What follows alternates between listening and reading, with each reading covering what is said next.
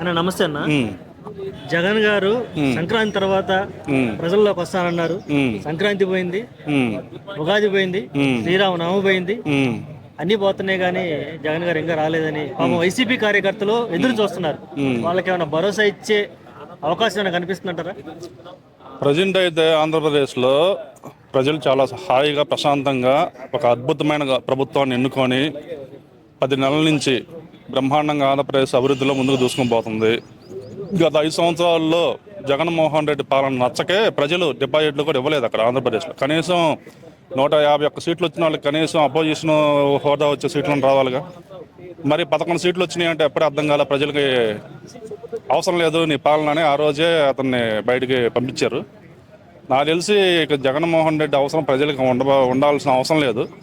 అది పవన్ కళ్యాణ్ గారు, చంద్రబాబు నాయుడు గారు వాళ్ళు అడ్జస్ట్మెంట్ చేసుకొని జనసేన, ఈ టీడీపీ అవసరమైతే కొన్ని సంవత్సరాలు ఈయన సీఎం, అతను సీఎంగా వీళ్ళిద్దరిలో ఏదన్నా అడ్జస్ట్ చేసుకుంటారు. కానీ జగన్ అనే అతనికి అవకాశం ఇవ్వరని నేను కోరుకుంటున్నాను. ఇంకా ఆయన అవసరం ప్రజలకు లేదు.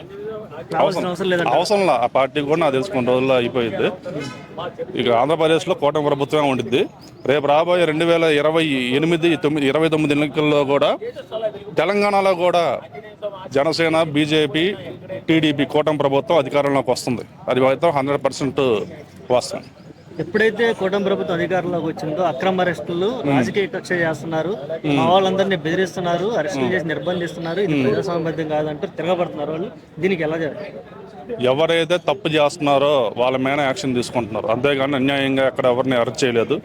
గతంలో వాళ్ళు చేసిన పాపాలకి ఈరోజు శిక్షలు అనుభవిస్తున్నారు. ఎవరైతే గతంలో ఇష్టానుసారంగా గవర్నమెంట్ ఉందని ఇష్టానుసారంగా మాట్లాడారో వాళ్ళ మీద యాక్షన్లు జరుగుతున్నాయి. లోకేష్ అన్న అదే రెడ్ బుక్ అన్నాడు కాబట్టి ఆ రెడ్ బుక్ ప్రకారం వల్లభనేని వంశీ వెళ్ళాడు, ఇంకెవరో చాలామంది వెళ్ళారు. వాళ్ళ లిస్టులో కూడా వీళ్ళు ఉంటారు. ఎవరైతే ఈరోజు గవర్నమెంట్ ఉంచుతో రేపు ఉండదు. గవర్నమెంట్ ఉందని ఇష్టానుసారంగా మాట్లాడితే అది కరెక్ట్ కాదు. అది ఈ ఈ గవర్నమెంట్లో అయితే జరగదు. చంద్రబాబు నాయుడు గారు ఒకటే చెప్పారు, తప్పు చేసిన సొంత పార్టీ కార్యకర్త అయినా యాక్షన్ తప్పదు. నిన్న ఎవరు చేబ్రోళ్ళ కిరణ్ అనే అతను భారతి గారి గురించి తప్పుగా మాట్లాడారు. ఎమ్మటనే చంద్రబాబు నాయుడు గారు యాక్షన్ తీసుకున్నారు. సొంత పార్టీ కార్యకర్త అయినా క్షమించేది లేదు. పార్టీ ప్రతిష్ట దెబ్బతీసేది ఎవరైనా కానీ యాక్షన్ తప్పదు. కొడాలి నాని గారు నిజంగానే ఆరోగ్యం బాగలేక వెళ్ళిపోయారా, లేదంటే ఏమన్నా ఈ అరెస్టులకి లేదంటే భయపడి లేదంటే ఒక పెద్ద డ్రామా ఏమైనా చేస్తున్నారా? ఆయనకు మామూలుగానే ఆరోగ్యం అంతంత మాత్రమే. ఎందుకంటే ఆయనకి ఏమైనా లోపల ఏమైనా సమస్యలు ఉన్నాయేమో తెలియదు. కానీ అదొక ఎత్తు అయితే ఈ అరెస్టులు చేస్తున్నారన్న భయం ఇంకో ఎత్తు ఉంది. దానివల్ల వెళ్ళిపోయాడు. Okay okay, thank you so much.